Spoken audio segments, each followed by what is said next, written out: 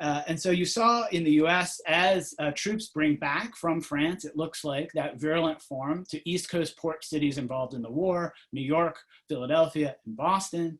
You see Americans taking the advice of people like Rupert Blue, the Surgeon General, and public health officials, despite warnings in lots of cities and lots of states, going ahead with major events, going ahead with business as usual, as you might call it. So September 28th, 1918 is this famous moment, Philadelphia Liberty Loan Parade. It was the largest parade to date in Philadelphia history. This was a moment to sell Liberty Loan bonds to help support the war. This was an era when the US attempted to finance its conflicts on the backs of its citizens through things like bonds. We no longer do that, which is a really interesting topic to think about as well.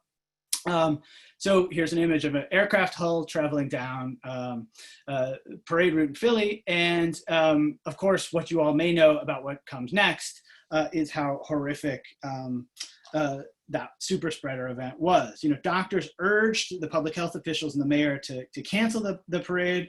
They were really fearful that hundreds of thousands of people jammed onto the route would be a problem. And of course, it was a huge one.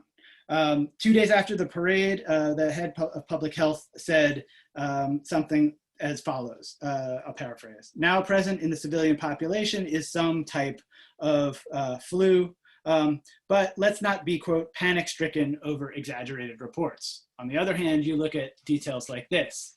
The Philadelphia Evening Bulletin a little bit later reported, in some families there are none left to take care of burying their dead, and others are unable to bury them or cannot get undertakers. Husband and infant dead in a few hours, woman dying. It was really horrific. So after the parade, it got much worse.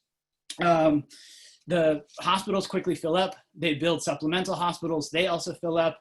At one point, you're getting 700 plus people dying in one day at its worst.